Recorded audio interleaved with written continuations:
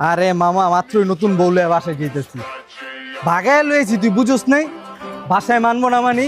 এই বেটা আমি একবার বিয়ে করছি না, বাসায় মানতেই হইব। এক্সকিউজ মি ভাইয়া, আশেপাশে কি স্টে করার মতো কোনো হোটেল আছে?